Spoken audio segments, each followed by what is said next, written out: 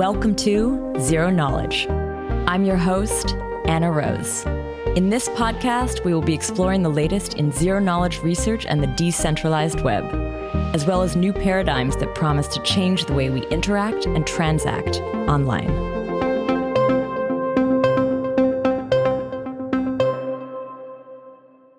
This week, Tarun and I chat with Sims Gautam and Liam Eagen from Alpen Labs.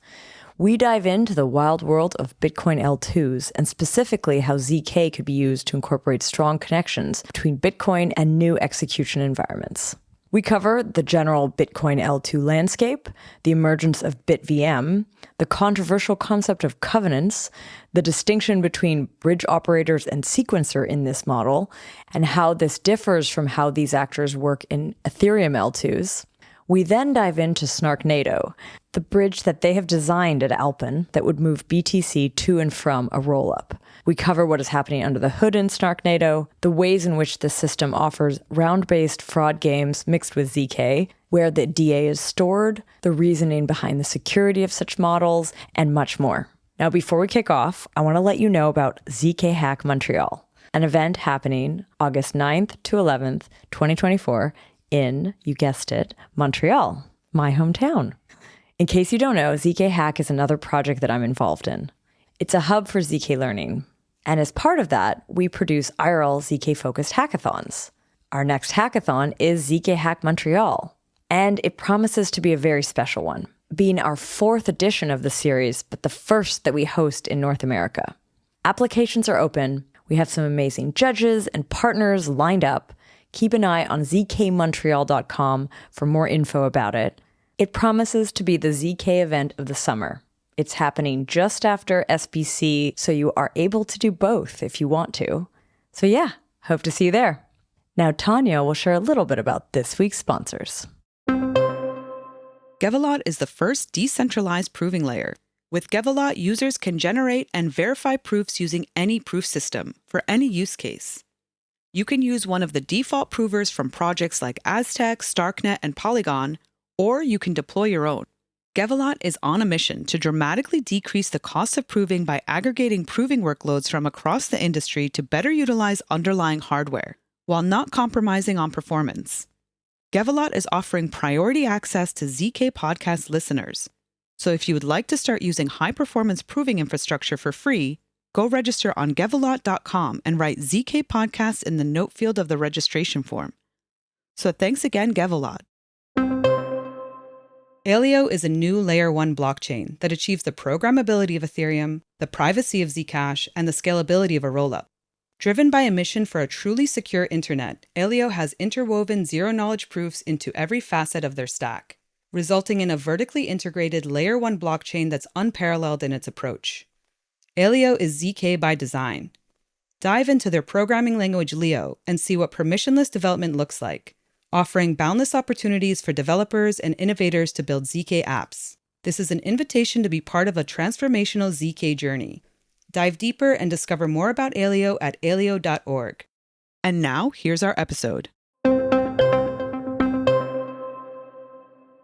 Today, Tarun and I are here with Sims Gautam and Liam Eagen from Alpen Labs. Welcome to both of you. Thanks so much. Yeah, thanks for having us. Hello, Tarun. Hey, excited to be back and to be talking about the intersection of Bitcoin and Zk, which I think has been somewhat underappreciated on this show. So hopefully we kind of give it some love. Yeah. I think the first time you mentioned this topic, I asked you, should we have someone on? And you were like, it's weird right now. And I think this was like maybe 2 years ago. Was it 2 years ago? It was whenever there was the first people who were like, we're doing the Starkware. We're going to do Starks on Bitcoin. Okay. I'm trying to remember the name of that project. I haven't seen anything in their GitHub in a long time, so I'm not sure if it's still alive. I see. But now it seems like there are a few projects working on it who are also like coming from like the Zk space. So this is going to be really exciting to dig in with you folks. But let's kick off with a few intros. Sims, I'd like to hear a little bit about you and where the idea for this Zk Bitcoin intersection even comes from, maybe the foundation of Alpen, Yeah, share a little bit about what you've been up to. Yeah, thanks, Anna. And it's great to be on here. Been listening and a fan of the pod for several years now. So nice. It's great to talk about Bitcoin here as well, because I think it is an underexplored topic as it relates to ZK. And we think it's quite relevant, particularly on Bitcoin. So a little bit about my background. I actually don't come directly from like a cryptography background, but I feel like so much of what I've done over the last maybe decade or so has kind of led up to working on Alpen. And I'll share a little bit about that. Early on, I even got into computer science out of my interests in math and number theory in particular. So I was doing a lot of that, even kind of tracking back to high school. I found out about Bitcoin actually, around then as well in 2011, and really went down the rabbit hole at that time. Since then, ended up going to MIT, did math, computer science, but really got much more sucked into AI, and in particular, sort of operating at this intersection between research and actually delivering a product. And I think, so much of that background actually translates really well into what we're doing. So as an example, after college, I started a company called Synapse Technology. There we were building computer vision systems to detect fentanyl, guns, knives at X-ray checkpoints. And, that was actually a lot of that work was taking cutting edge neural network architectures around object detection, adapting it for our use case. So we were, innovating on these multi-perspective deep learning methods, but ultimately like actually building products that went out and, we were securing checkpoints in several continents, processing tens of millions of packages. And so that was a amazing experience from 2016 to 2020, working on that and kind of doing a 0 to 1 on that startup and getting it off the ground. But kind of going back now after 2020, we sold that company to Palantir, spent a few years there. And I was, in that period of time, really following along with everything that was going on in the blockchain space. And in Bitcoin in particular as well, with the scaling wars happening in 2016 and even like the DeFi white papers kind of coming out and turning into protocols.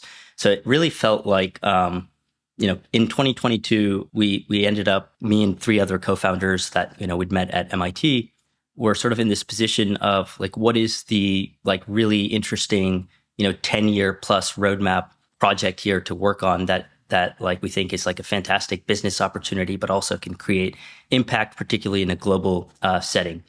And the blockchain frenzy was all over the place at that time. And there's all sorts of applications we were seeing, but there was still some like kernel of, how do we get really interesting, scalable value add from blockchains, particularly around, monetary aspects like payments, censorship resisted payments, private payments, these kinds of applications that like really connected to us. We just kind of weren't sure exactly what the opportunity was until we started exploring a bit more.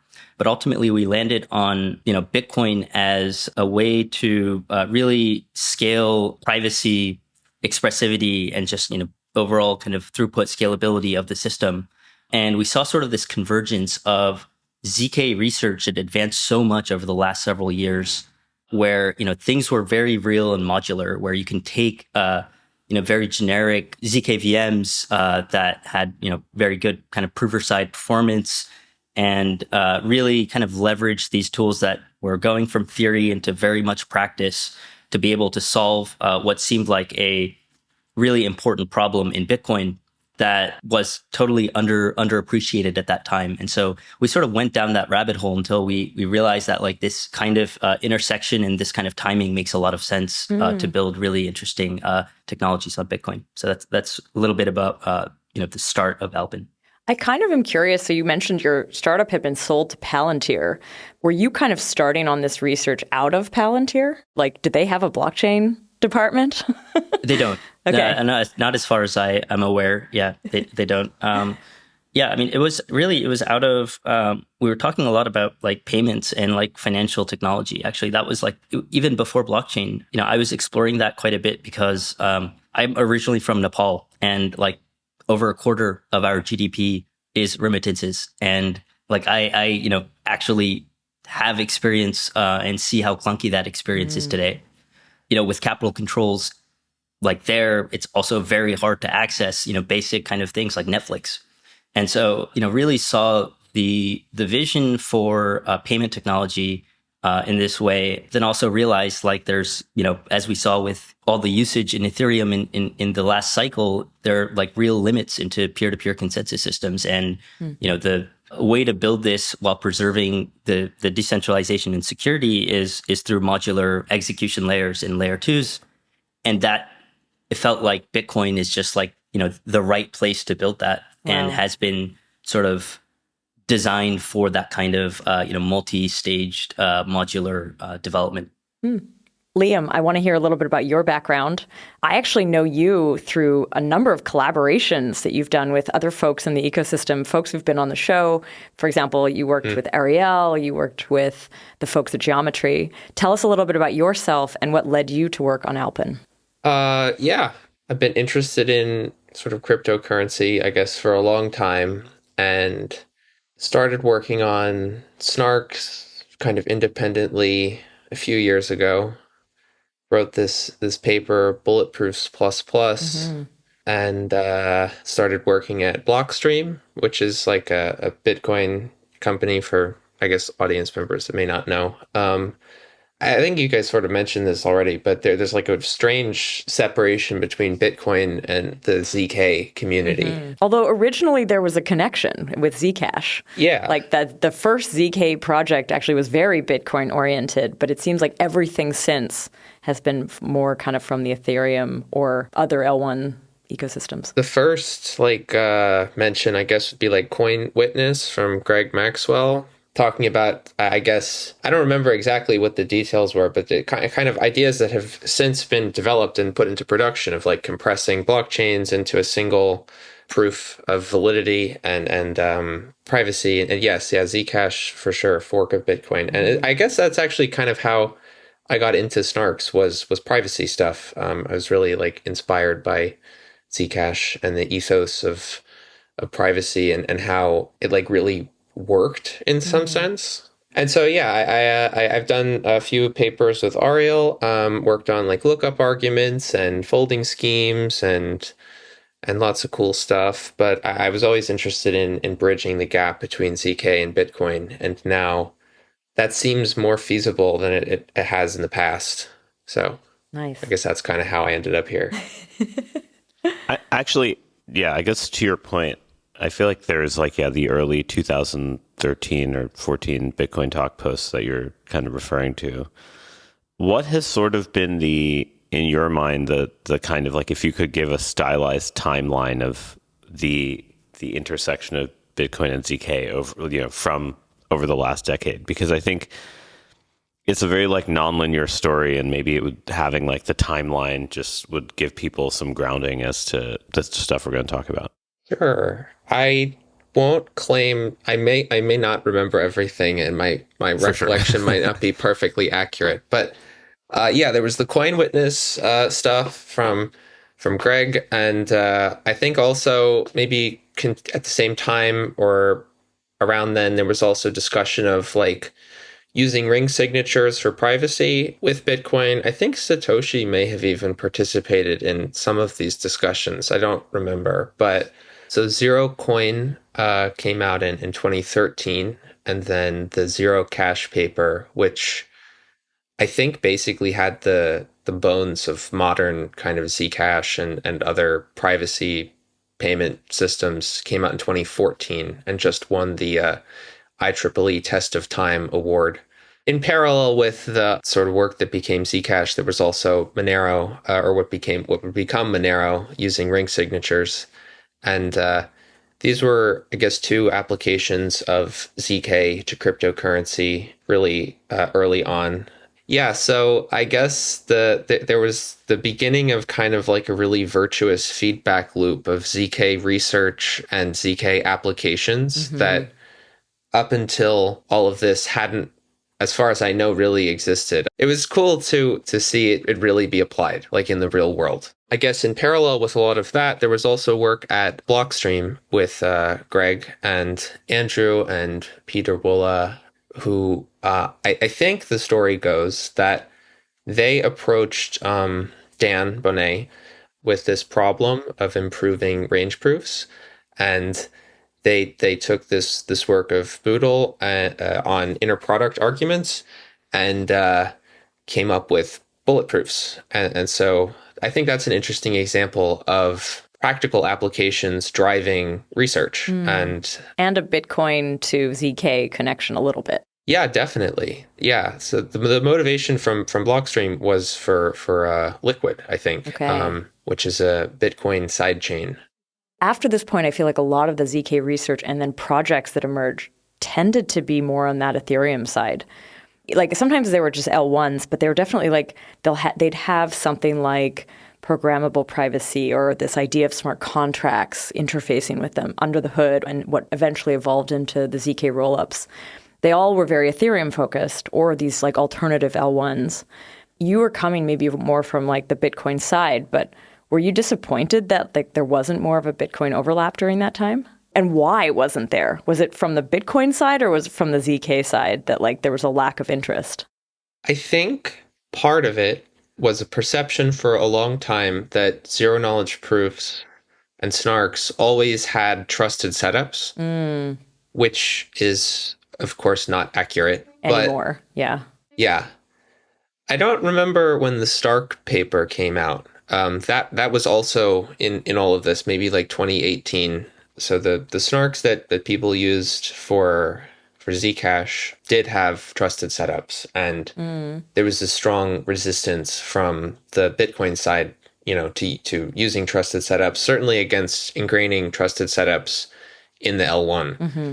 Yeah, I mean, to add to that, like I think one of the reasons that we didn't see that innovation like really progress quite as much on Bitcoin is because Bitcoin script is limited, and there is no, at that time especially, there's like not even sort of a good route to think about how does Bitcoin reason about a zero knowledge proof. And I think that's some of the interesting innovations that we're seeing recently that's getting us excited, and a lot of folks in the space excited about ZK and Bitcoin happening.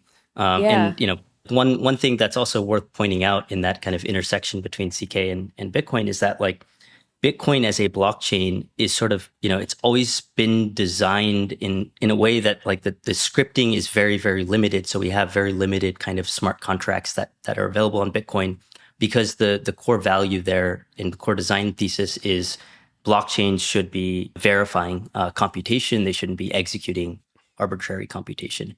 And that, really comes from how Bitcoin treats the trilemma, or the kind of the security, decentralization, scaling trade-offs, where, part of like what makes Bitcoin a really, interesting digital asset, a really interesting money, is that like it's just designed for maximizing the, decentralization and security of that trade-off. And so we have much more limited script. But this is where I think, snarks actually fit really well into that whole thesis, because you can do arbitrary computation off-chain. And if you have some way for Bitcoin to reason and verify these snarks, then there you go. You can do kind of arbitrary ways to basically take BTC, the asset, export it into off-chain systems in a really secure way. So bridge it into private execution environments, or just very expressive environments. You could put it into an EVM chain and be able to use it as a collateral for smart contracts, et cetera, right? So the key sort of thing there is like, can Bitcoin reason about a zero knowledge proof? Yeah, and it wouldn't have been able to reason, for example, about a fraud proof, I'm assuming. I feel like you needed to get to the ZK being performant enough.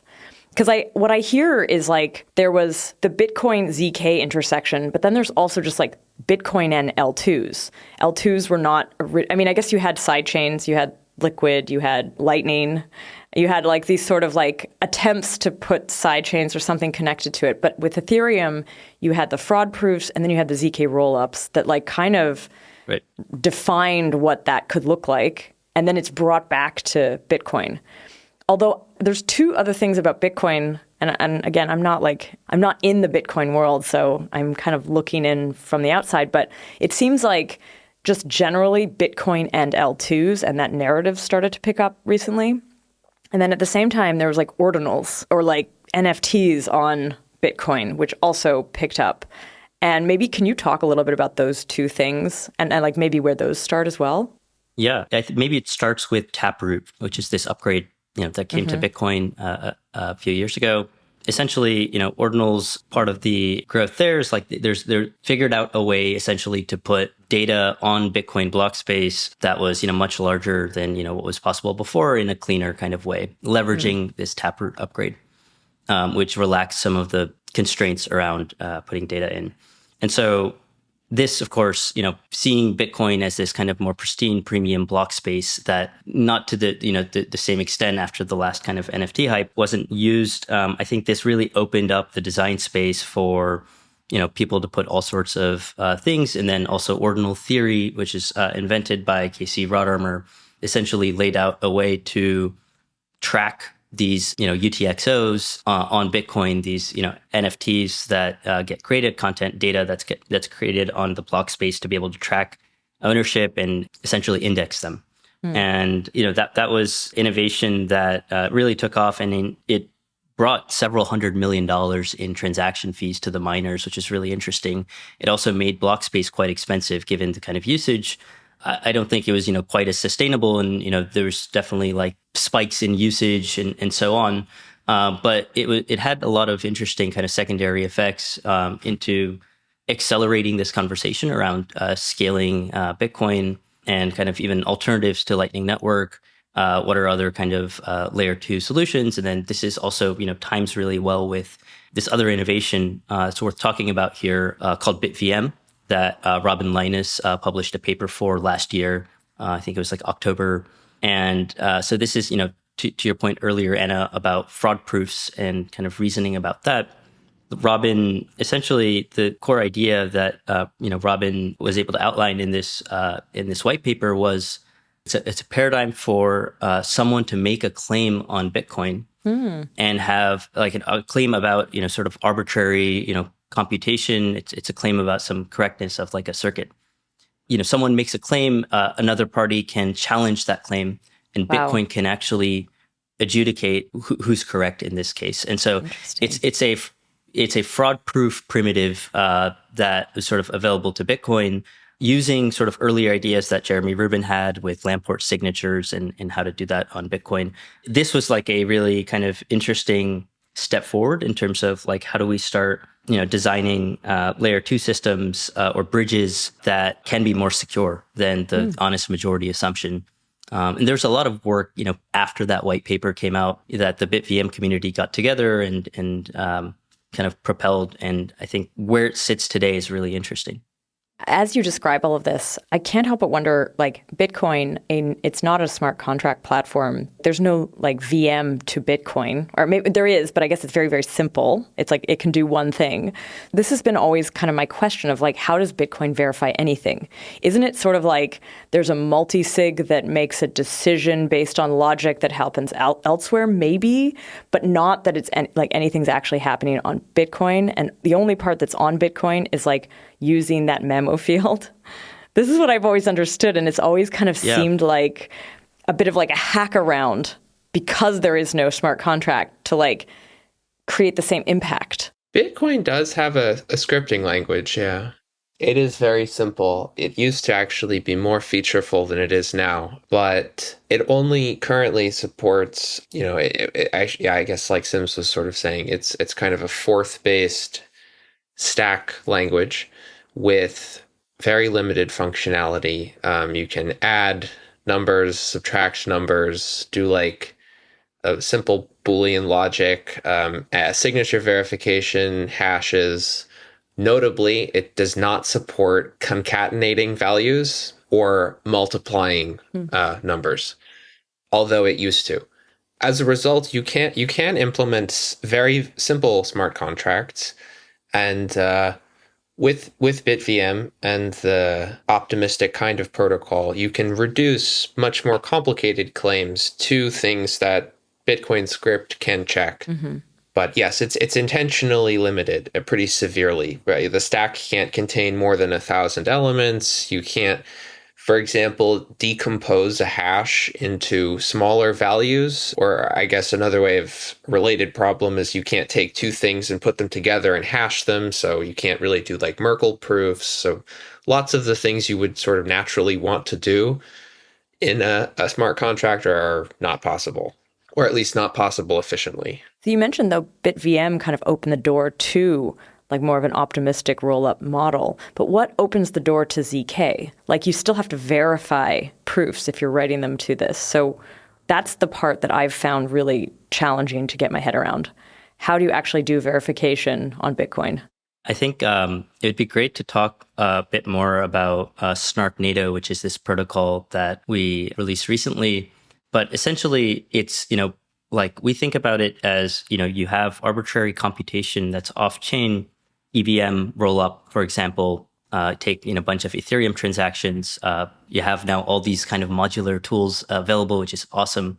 Use Reth, use ZK VMs, and wrap that Snark with maybe a Snark, and then ultimately get to a proof, a really succinct proof about this state transition on a rollup. For Bitcoin, it's how do we maybe bisect over that verification of that proof. So the approach that BitVM in the kind of latest like RISC-V abstraction kind of takes is, you can kind of run that computation for verifying the proof, the Snark proof, over a RISC-V trace, and then you can kind of do a bisection game over that trace on Bitcoin, going to a specific place in the trace where you can adjudicate kind of fraud, similar in style to optimistic kind of things. Where we sort of innovated with Snark-NATO as even more optimized kind of version of that is to remove the RISC-V abstraction altogether. For us, it was how do we bisect over a Snark directly? Mm-hmm. And if we can do that, maybe we can get it down to much fewer rounds played out on Bitcoin to be able to actually adjudicate the claim. And maybe Liam, if you want to go into the details around kind of the bisection, I think that could be interesting. Sure. Just to reiterate, because I think many people are confused by this. What we're proposing doing, and many people are doing with BitVM, is you are optimistically verifying a Snark. Mm-hmm. So you have a Snark that is a proof of a rollup transition, and then you use BitVM to optimistically run the Snark verifier on Bitcoin. So it's actually both things. It's like a ZK rollup and a optimistic rollup, because that last bit of the ZK can't be automatically proven on chain.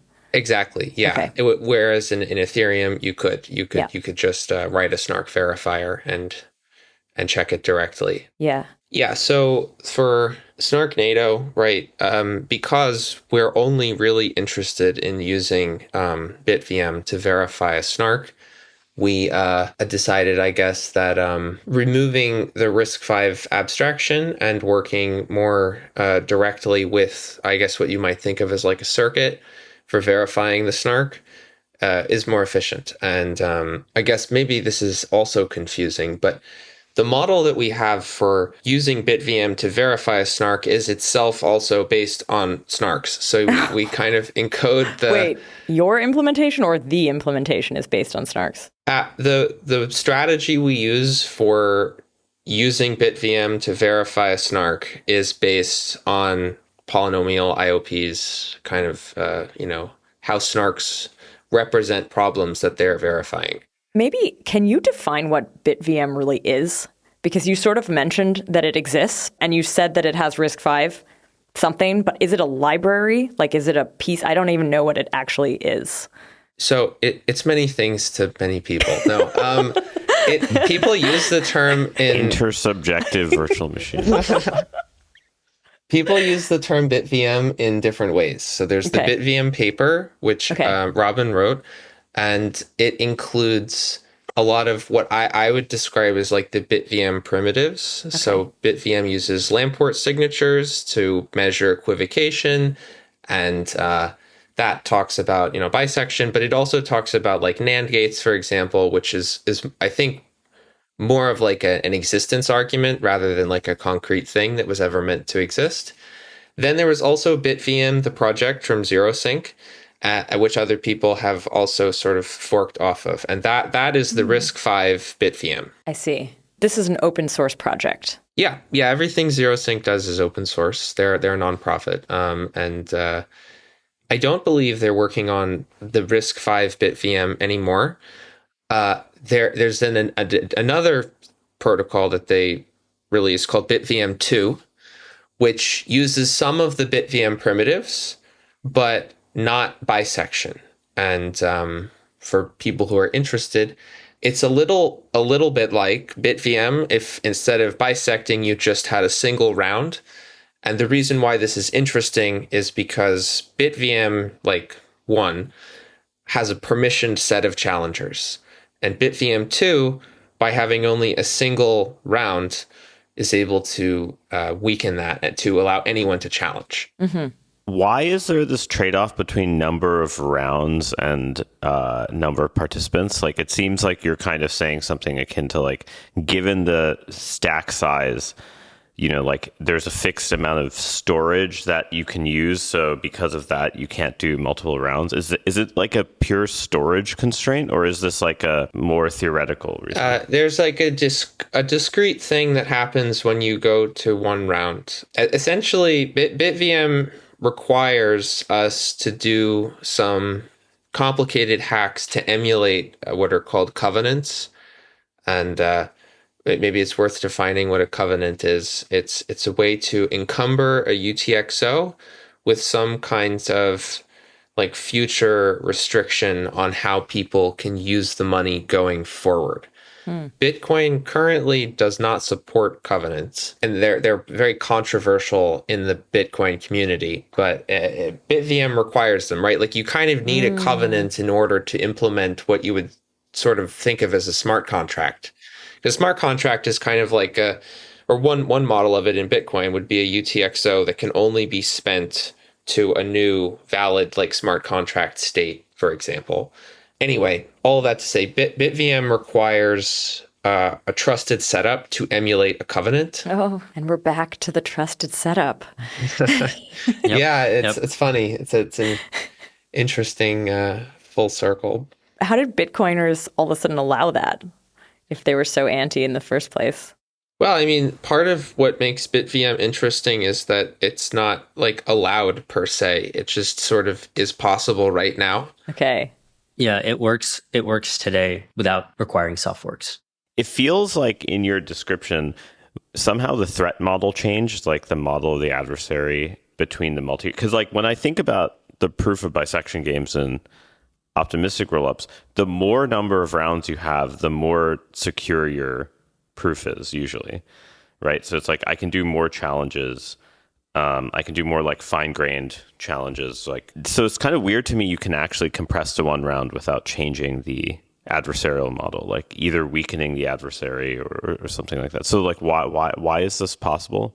I'm just kind of curious, like formally, like when you try to like prove consistency properties of this. I think it has to do, like, again, I don't want to say anything wrong, but it sort of has to do with the way the covenant emulation works. So if you never need the, like classically in BitVM 1, it's two parties, right? There's like the challenger and the prover, and they sort of go back and forth. If they never have to go back and forth, then the challenger doesn't need to be known in advance. That's kind of the innovation of BitVM 2. Oh, I see. Yeah, it's around kind of the interactivity and pre-signing related to BitVM setup. So I should think of the one round thing as sort of like a fiat Shamir like type of thing, even though it's for this other purpose, because it does feel like the non-interactivity comes from some other assumption, right? Like in the case of fiat Shamir, it's like effectively assuming random oracle. Like I'm not sure if I guess that's what I meant by weakened adversary. Is that I guess I mean to summarize, like the innovation with BitVM and the direction there is essentially to bring forward a primitive that enables sort of these optimistic ZK bridges, if you will, on Bitcoin.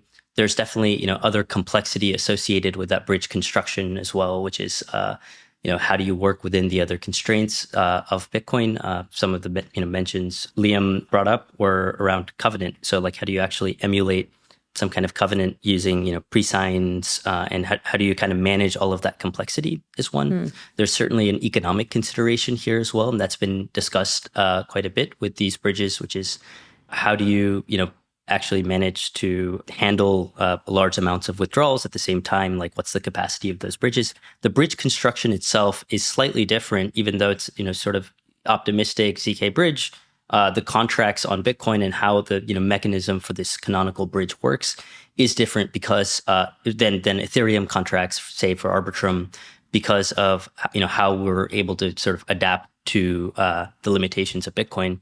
And so like one key difference is this kind of idea where there's a set of in the at least kind of the Snark NATO or BitVM1 design, there's a set of bridge operators, we'll call them. And, let's say there are n of these bridge operators, and the deposits essentially go into this n of n. The underlying kind of assumption in the trust model here is trusting one of the n to be honest, and to be able to withdraw the BTC that you have on the rollup back into Bitcoin.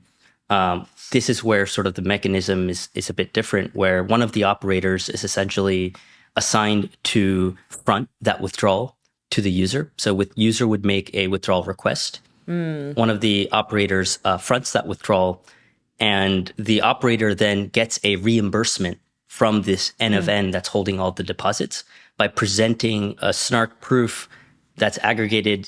The claim that they're making is like, hey, I've fronted, this withdrawal to the user, and I was assigned, and, I have, and this maps to the latest state of the rollup. And so this proof, if it's not challenged and, it's correct, then that operator is actually able to withdraw back, out from the deposits. So this fronting reimbursement scheme is a bit different. Yeah, this sounds so much like the early conversations we were having around bridging off optimistic rollups, like to avoid the 7-day. You'd have schemes that sound somewhat similar to that, so that you'd basically be kind of like lending on one side, and then like somebody's taking the risk, and then like a proof comes in later. And yeah, this is interesting. But there's a few strings I want to pull here, because you talked about the BitVM. I think we got through, like, it was a paper, it's an implementation, there's 2 versions, but then you've stripped out RISC-V, from what I understand, and almost just like taken the parts of this that are like really, really needed for the ZK rollup model and just focused on that with Snark NATO. Is that correct? Yeah, I think so. So we use the BitVM primitives of Lamport signatures and bisection. Our goal in designing it was to do a BitVM type protocol in as few rounds as possible, while also keeping the amount of data on chain as small as possible. So BitVM 2, I think it's worth probably mentioning. If you think about the way these kind of optimistic things work as forcing the prover to provide enough evidence to prove that they're lying, BitVM 2 works in one round, right, by forcing the prover to put like the whole trace on chain in one shot. And then anyone can look at this and extract an error from the committed trace. That has kind of unfortunate scaling properties, unlike bisection. So in bisection, you would imagine, say, having one big linear trace, and the challenger asks the prover to sort of pick out a very small piece of the trace by bisecting over it. So you split it in half, and the error is in the first half, and you split it in half again, and so on. So there's sort of this open research question of how big of a trace do you need to put on chain to make BitVM2 work for Snark verification. However, introducing even a relatively small number of rounds reduces the amount of data on chain exponentially. So if you have 2 rounds, it's like having a binary tree with 2 levels, right? So the amount of data you have to put on chain is now square root the trace size, or 3 rounds is cubed root. So being able to freely get the number of rounds really, really small allows us to be a little bit less sensitive to the exact size of the trace.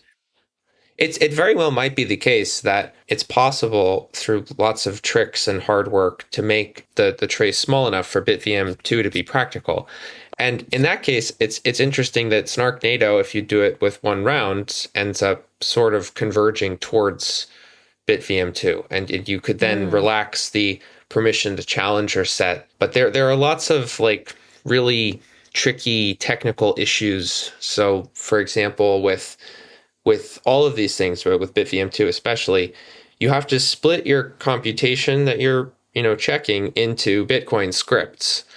And like we said earlier, Bitcoin script is extremely limited and difficult to work with. And even if, as ZeroSync and collaborators have, they write like a giant Bitcoin script to check something, transferring that into like chunks is itself a complicated and non-trivial task.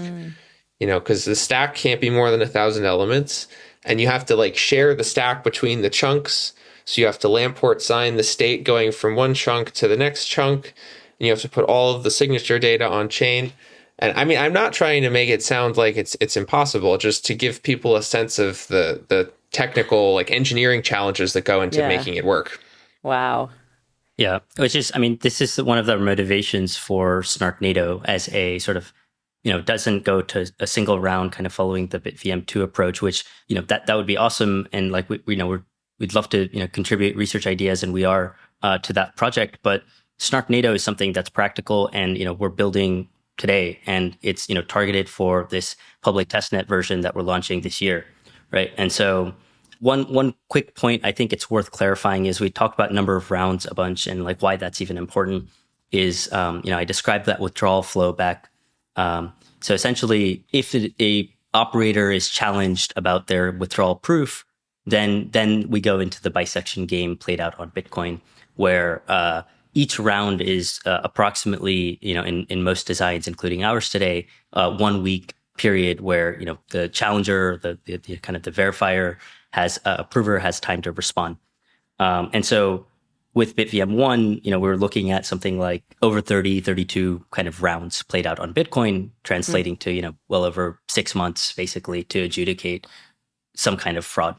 And so that being the worst case was concerning for us in trying to design this kind of practical bridge. And so bringing that down to up to 4 rounds. It's even worse than that, actually. Yeah. Because if you have multiple bridge operators and we want to be robust, if most of them are dishonest, they could, if you have 100 and 90 of them are dishonest, you'd have to wait for like 96-month periods, potentially, if they were just trying to do like a liveness attack. So bringing down the number of rounds is very critical in terms of like thinking about what's practical in the worst case. Of course, like this isn't the case that there's like a challenge and then, that whole thing gets played out on Bitcoin. Yeah, I guess the reason I'm asking this is generally when I think about safety and liveness proofs formally, they sort of assume that you can kind of show like, hey, some process for converging on either finality or some approximate property happens relatively quickly in sort of in some system parameter, whether it's like key size or number of, latency, like upper bound on latency, ... right? But usually whenever you lower that, you're kind of changing your threat model, right? Like if I lower my partial synchrony constant, like the maximum latency for a vote to be considered true, or for people to give a valid input, then I've sort of changed my threat model. So I guess my question is like, what is changing in the threat models for, say, BitVM versus Snarknado? Because it does feel like there has to be like sort of a no free lunch type of thing, right? Like there is something that has to give. And maybe clarify which BitVM. Is it BitVM1 or BitVM2? Yeah. Apologies. Well, I should have. for BitVM1, right? Like the design is basically to bisect over some fixed size RISC-V trace. And because of the trace length, that's how we arrive at the number of rounds, essentially, that we have to go through to be able to pick out a particular row, right? And for Snarknado, it's fundamentally different. Like we're not actually, we don't support arbitrary Rust code like executed and compiled into this RISC-V trace. We specifically support pairing-based Snark, and we're going with Groth 16, and like that's the abstraction that we're working with, hence like the fewer rounds. So I guess that's kind of where the trade-off lies. I don't know if Liam, if you have more thoughts on that. I don't think the threat model fundamentally changes. I mean, it's sort of just like playing with the arity of tree, right? With bisection, you split it in half. You can split it in thirds, and I think everything from like a formal perspective is basically the same. But the depth matters more than the width, right? For things like that, where like the depth is sort of the real measure of complexity than just from like a computational hardness standpoint, right? Like if I give you a random Boolean function, the depth controls the complexity more than the width, right? Like that's how you define complexity. And so I guess my main question is just more like, what are the threat models for these things? Like have people actually done kind of like the research of like writing out exactly sort of the adversarial model, and where is the state of research? Maybe that might be like a more high level question than kind of getting in the weeds. I think it's definitely early. Like systems like this, Snarknado based, optimistic bridge, like these are just kind of, they're just coming out now. Yeah. Right. And so I think that, the state of this research is quite early. What's interesting though, is like we do have a lot of, even on designing the rollups, we have like several years to look at for Ethereum. And that lag is actually kind of interesting because we're, taking some of the most interesting ideas there or most interesting kind of threat models there and applying it into kind of similar systems. But I'd say quite early, Tarun. Yeah, I think that there's actually it feels like there's a lot of interesting research problems here that probably haven't been formalized, at least like that, just from hearing your description, that is kind of interesting. Yeah, definitely. I don't think that there's been any, at least to the best of my knowledge, formal research specifically on BitVM. Slight tangent, if you don't mind.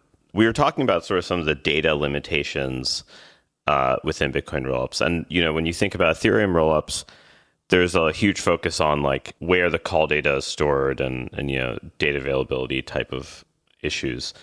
How do you deal with that in Bitcoin rollups? How do you think about that? Like from what I heard, it sounds like the bridge operators effectively need to be providing DA, but I'm not 100% sure if that's true or whether there's a third party that could be used. Like how does that whole sequencing work? Sure. Essentially, DA on Bitcoin's more limited, definitely than on Ethereum. We don't have, proto-dank sharding, et cetera. But, there is space on Bitcoin directly, like inscription style, to be, putting state diffs of the rollup. And, we will be using, Bitcoin as the DA layer for our kind of public testnet going out. Over time, I think it does make sense to explore like a volition type model where, we can have some accounts essentially, or most accounts, use DA external to Bitcoin, like use some kind of DA layer. And there's some like collaborations we're doing there as well to figure out, how do we get inclusion proofs and data availability proofs basically verified as part of the bridge program to be able to like essentially like the what is the Blockstream X version of that for Bitcoin, in regards to Celestia. But over time, essentially, like, we'd have alternative DA layer as an option for really high throughput, low cost kind of transactions on the rollup, and accounts also available directly on Bitcoin for the like different trade-off of like higher cost and more security. So you just mentioned inscriptions, which I know kind of are the foundation of the Ordinal project, the Ordinals, but like, are inscriptions also the basis of BitVM, or are they not related? They're definitely related. I mean, inscriptions are really just putting data into Bitcoin. It's a more efficient way to just put data on Bitcoin. BitVM uses inscriptions as well. Yeah, definitely. And you're saying it's through the inscriptions that you get the DA. Yeah, so we would use inscriptions both like as part of BitVM, but for the rollup itself, you would inscribe like a state diff or something. Got it. And then you can, introspect the Bitcoin chain from the layer 2, and it's complicated, but yeah, basically. I guess my question is just more like, when I think about rollups, right? I think about like the sequencer provides you a particular set of services. The base layer provides you another set of services, mainly the exit hatch, the DA. But it feels like the bridge operators here actually provide more. Like there's sort of some kind of different security model. So, you mentioned they're 1 out of n honest, but is that for both directions? And sort of, how should I think about, the security model of a centralized sequencer versus the security model of your operators, if that makes sense? Yeah. The sequencer part, I think it's quite similar to what we already see on Ethereum, which is essentially, batching transactions generating a proof and posting that. So we inscribe that proof along with like the compressed version of the transactions on Bitcoin. For that part, the settlement actually is done client side in our architecture. So, nodes of the L2 will be running Bitcoin and see, the proof of stake transition posted and verify that directly. So they're like clients and, they can get to the latest state this way. And these proofs are also recursive. So like, you can verify the latest proof. You can verify kind of the latest state, since genesis of our rollup. For the bridge operator, like I think there are differences there because now we have like this fixed, like set of these bridge operators that are responsible. Essentially, I mean, the difference is more on the withdrawal back. I think deposits are standard, like, you have a way to deposit in. And of course, the rollup can introspect on Bitcoin. So they'll see deposits and be able to mint there. But in withdrawing BTC from the rollup back to Bitcoin, like this is where you have to trust that one out of the N bridge operators that are there is functional, meaning they're honest and live. Withdrawal requests will go to the sequencer, and essentially there's, a bunch of withdrawal requests can kind of be aggregated, and then the protocol can select one of the bridge operators to handle a reimbursement within, some period of time on Bitcoin. And that's when, the operator goes and actually, does that. If they don't, then like that assignment, can go to another operator, and that withdrawal is like a little bit delayed. But, you trust that one of the operators will actually process that withdrawal by, fronting that liquidity, that withdrawal request to the user. And then, immediately after, there are different kind of tiers to this. If all the operators are live, then immediately after the reimbursement can be processed right away, like, in that block, next block, or, essentially over a challenge period when the operator submits a proof to get a reimbursement. If that's not challenged, then kind of the reimbursement is processed back to the operator. And we can have multiple operators be processing at the same time, which is like a kind of key difference in our bridge model. The bridge models around kind of BitVM and these like fraud proof mechanisms are still very nascent. And I think that's evolving quite a bit. We're about to release our specs pretty soon. But, in our sort of approach, you can have multiple operators handle multiple deposits, and there's, operator assignment. And there is some collateral requirement here because there's like this fronting reimbursement. Something you keep talking about are like the bridge and the rollup, and they sound like two different models, and that there's the bridge operators and then there's the rollups and the sequencers. But like, can we just very clearly define what those two things are, and if they are not the same thing, like why?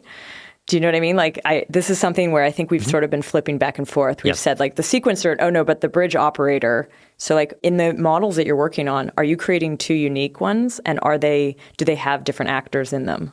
Yes. Yeah. So this is, quite different. Thanks, Anna, for pointing it out between, what exists on Ethereum and what exists on Bitcoin, or what we're building on Bitcoin.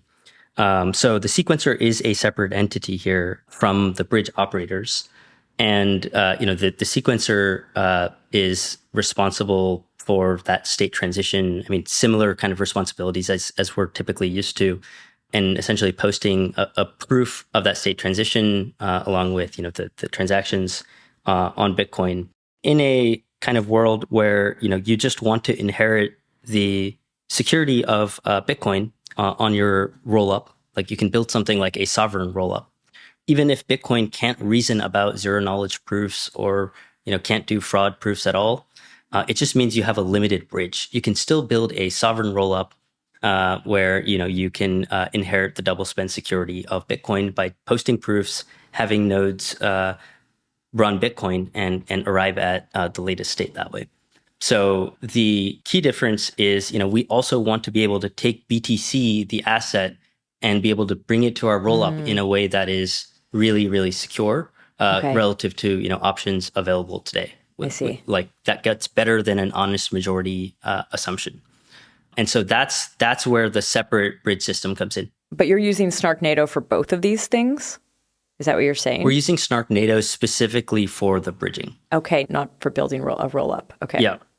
The requirement for Bitcoin to be able to reason about these proofs comes from, wanting to create a two-way peg, a bridge to bring BTC to and back from a rollup, right? And so we're using the snark NATO primitive for the bridge design that we have, and that's where the bridge operators also come in, which is a separate entity from the sequencer. Cool. One question that I've kind of been always wondering about is this is obviously a debate in Ethereum, right? Of whether the sequencer should be posting collateral and be able to be slashed. Let's say they don't process something in time, or, when a valid fraud proof is executed, they need to have some kind of skin in the game outside of trust me. I guess the question to me is, you mentioned that there's some collateral that has to be placed, to some extent, like Anna said earlier, this is sort of a loan.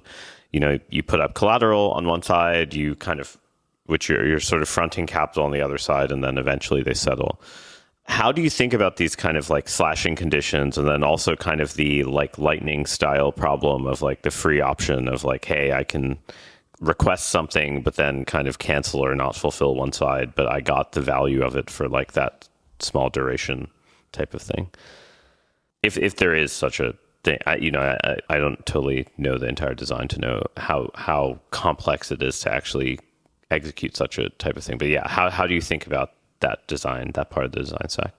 The question was slashing sequencers if they misbehave or they don't behave appropriately in time, and then also the free option problem with Lightning. Sorry, the free option problem here is just more I want to go across the bridge, right? I say, hey, bridge operator, take me across.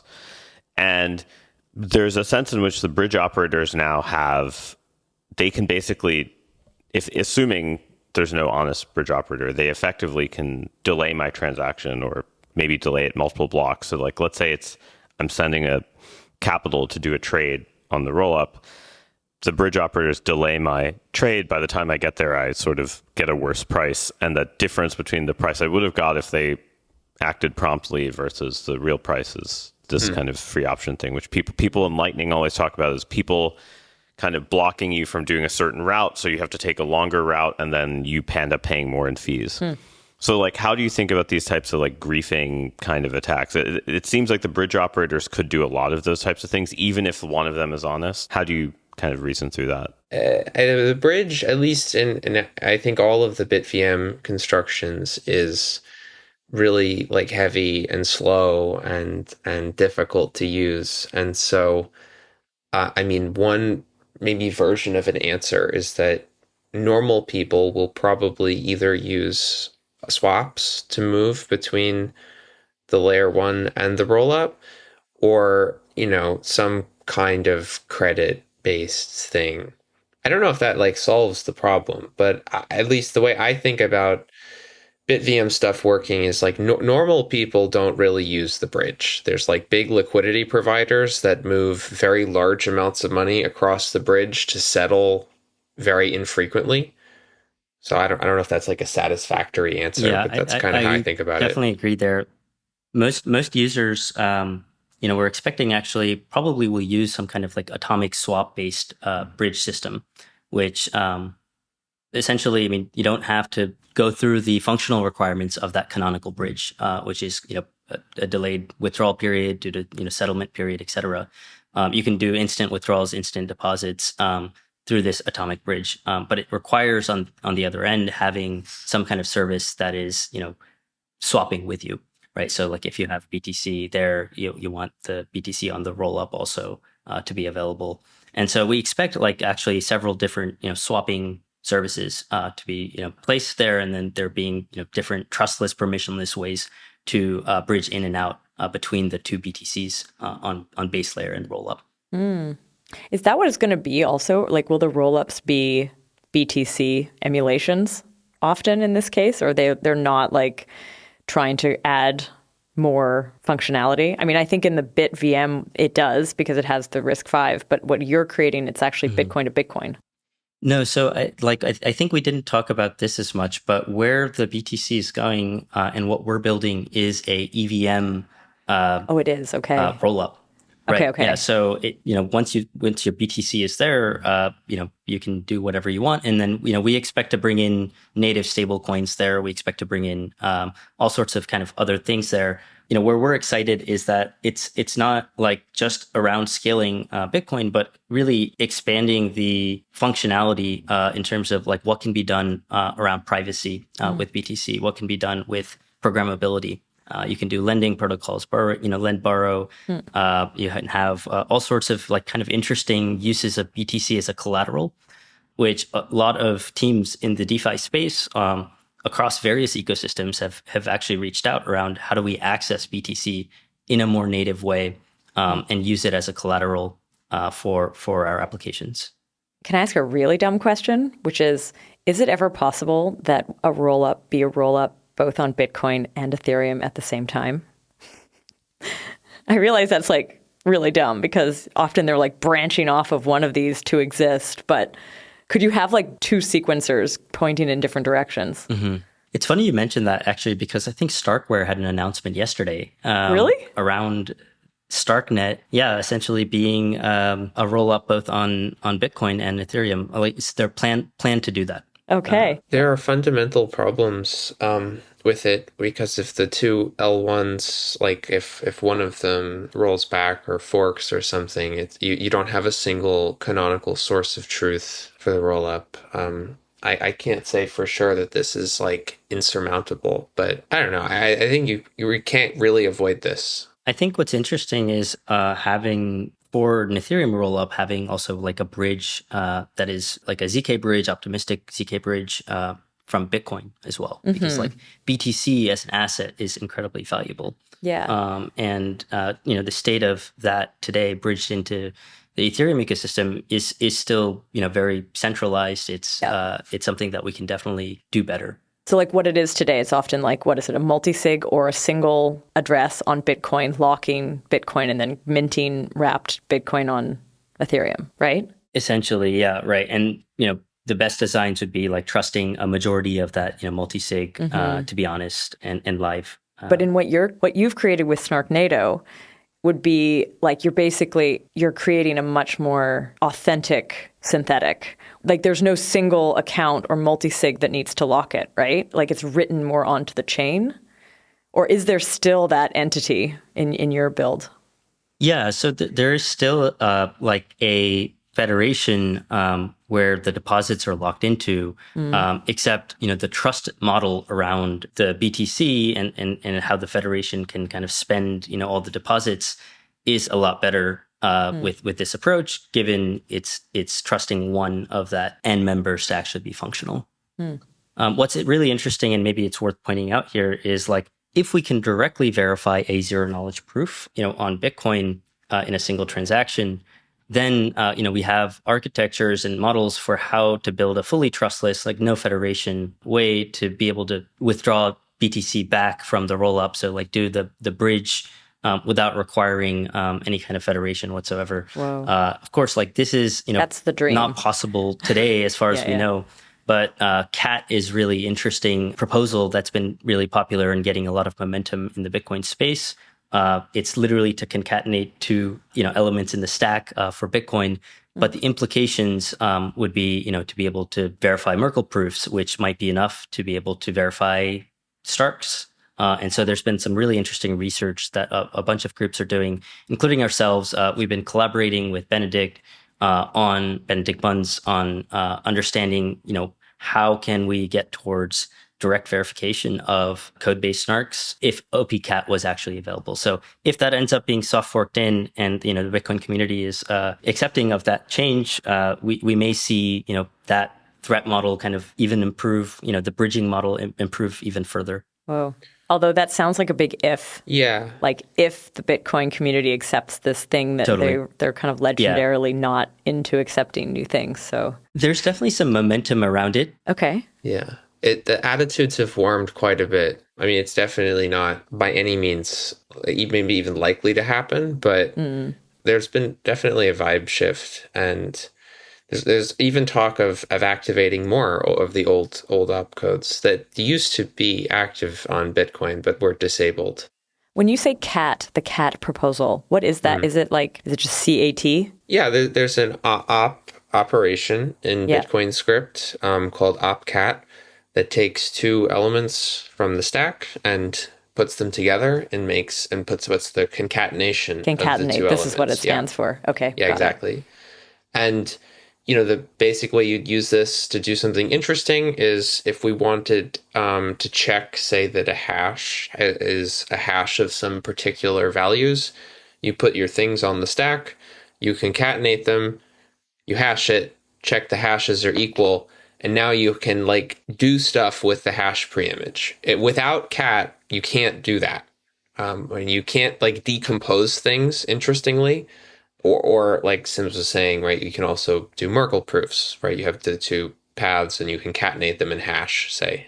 Sounds good. I think what is interesting, Anna, though, of it being very difficult to make changes into Bitcoin consensus protocol, why that I think that's really interesting as a roll-up layer 2 company is this gives us great guarantees that the base layer will be secure. It provides us really good consensus guarantees. And, we also using BTC as an asset, I think this is actually, don't mess with the consensus protocol attitude is the right sort of approach, we think, for a base layer. A lot of that innovation is going to happen in the modular world in the L2, a lot of that execution things happening should be off-chain in this layer 2, and the base layer should literally interact with zero-knowledge proofs and be able to just verify these kinds of proofs. And that kind of abstraction keeps also the base layer kind of more secure while still being really valuable long-term. Nice.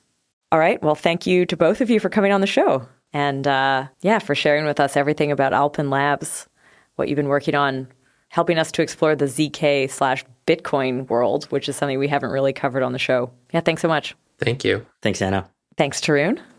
I want to say thank you to the podcast team, Rachel, Henrik, and Tanya, and to our listeners. Thanks for listening.